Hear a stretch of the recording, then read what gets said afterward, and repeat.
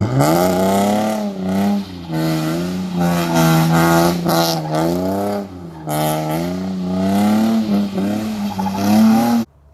to the Seat Time Brothers. My name's Corey. My name's Holden. And we're here to start this channel to show you that the budget-oriented, average working person can still have fun on the weekends without breaking the bank. Yeah. So we decided to go out there and start our little venture on this channel by purchasing a 2000 Ford Mustang with a 3.8.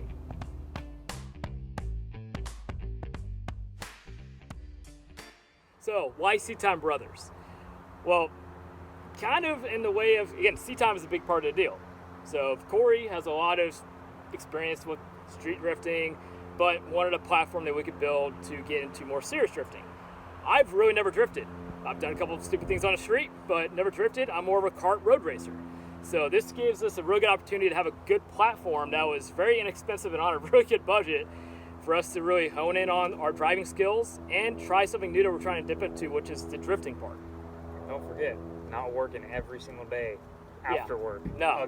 Again, we both work 60-hour-a-week jobs, so not trying to work every single day in the garage, but build something reliable, again, on a budget that we can just beat the heck out of on the weekend, have fun with it.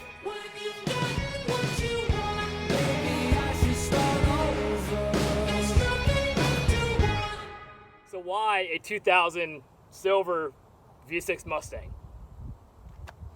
$800, that's why. So after that overreaction, Sorry, I get excited. so the story behind the car that we got, originally we saw it online for $1,200. We ended up buying it from a lady down in Ocala, which we're from right now. Basically, we got it for $1,000. They owned it for about a year. Son drove it. Ended up buying a GT. Ended up wanted to get rid of the V6. On the way home, Corey, tell us about that, Corey. What happened there? Yeah, so on the way home, I'm cruising. I mean, I already took it by. He saw the car. He was like, yeah, this would be perfect for a platform. We'll be good. We're good with $1,000 starting point. So I was like, cool. On the way home, back when I lived in Gainesville, I'm cruising, doing 75, 80 miles an hour on I-75. No big deal, whatever. Just car sounds great. AC going. Everything's going awesome. Hear this little grindy, ticky noise from the transmission area, and it gets louder and louder and just goes away. And I was like, okay, whatever. It fixed itself. Well, about 40 miles later, I go to get off the interstate, and it won't come out of fifth gear. Stuck in fifth gear. Push clutch in, still in fifth gear. Nothing. I was like, okay, cool. Like, won't come out. Pull the clutch, or release the clutch. Still in fifth. Finally yanked it. Thought I made it into neutral. Nope, still in fifth. Eventually, it just locked the transmission up about 5 miles from home, and I just roasted the crap out of that clutch until it freed up, and I just drove it home in fifth gear. And the lady felt so bad because I told her about 1 in the morning when I picked the car up at 8 at night. Got home at 1 in the morning and told her, hey, no big deal. I know it's a used car. Wanted to let you know. Transmission went out on my way home. She felt so bad, she Venmo'd us $200. And I tried to tell her, no, I was like, it's perfectly fine, I understand. She goes, no, I feel bad. If you're my son, I'd want some money back too. So see if you can find a transmission. So $800. Boom. That's our starting point. So we picked it up completely bone stock. I mean, ugly 15-inch wheels, full interior. You can't even hear the car running, like, besides the ridiculous exhaust leaks that I had from the cracked manifolds, but completely bone stock, never been touched. Yeah, think your typical college girl, high school girl driving this in her high school parking lot. That's exactly what it looked like. Yeah, it was just, it was very unappealing. That's why we got a really good price on it, because it's not a 240.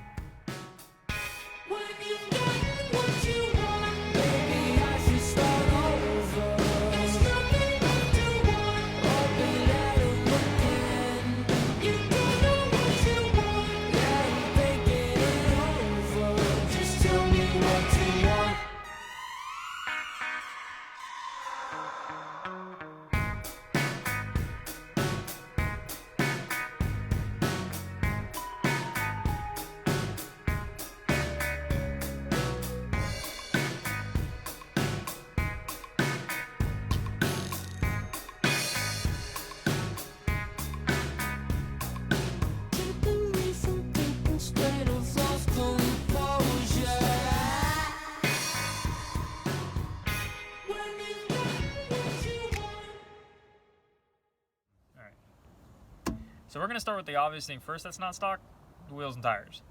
Now, you might be wondering why these wheels and tires. Well, they're not very pretty, but they're way better looking than those 15-inch ones that came off of it.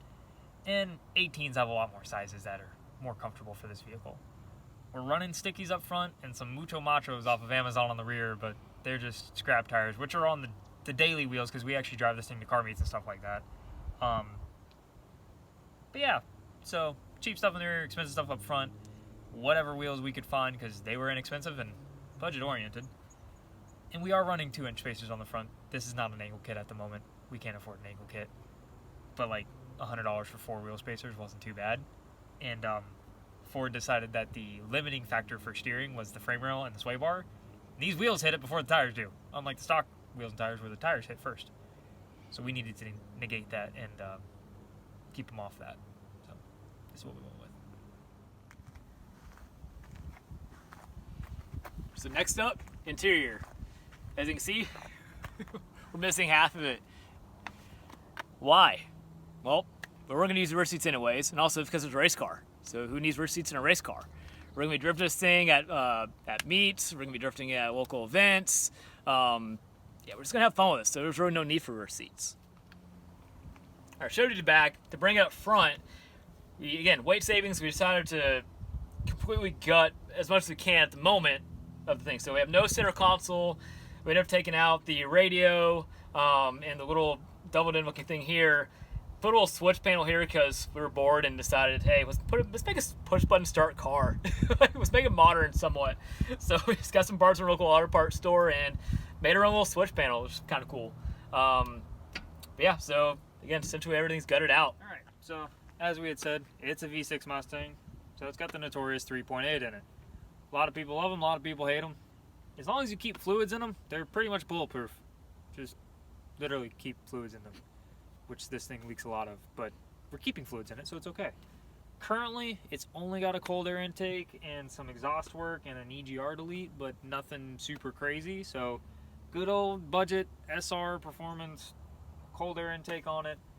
I made the EGR delete, don't make fun of it. It's kind of ugly, but it's functional and does not leak. And yeah, it's got the upstream cats, but nothing else in the exhaust.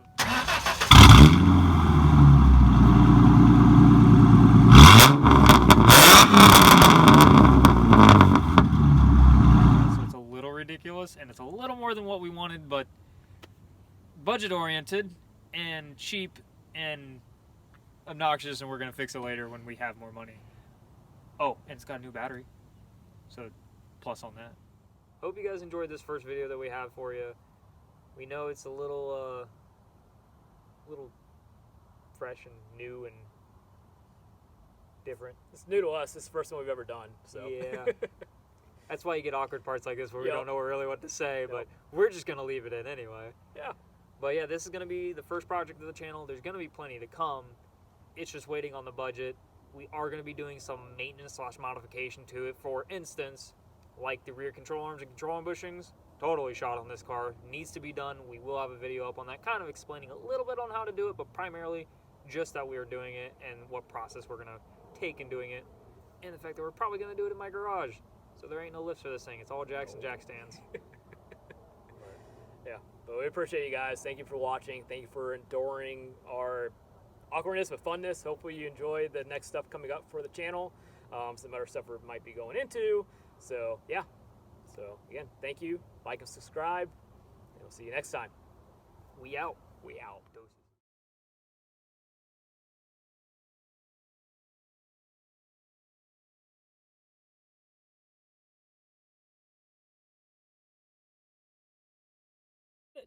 We might like the second one more. We don't know. You never know. Oh dear. Oh my. Yeah, we ate. Cool. Yeah, we did. Can you finger that one this time? No. Damn. There we go. Oh, damn it. Yeah. We're down 10%. We got to go. Yes. You're down to 10%? Yeah, this thing We're does. just at 20. This thing does not like going. All right. God damn, let's this thing go. is sucking the energy down. Got to charge this on B down. Yep.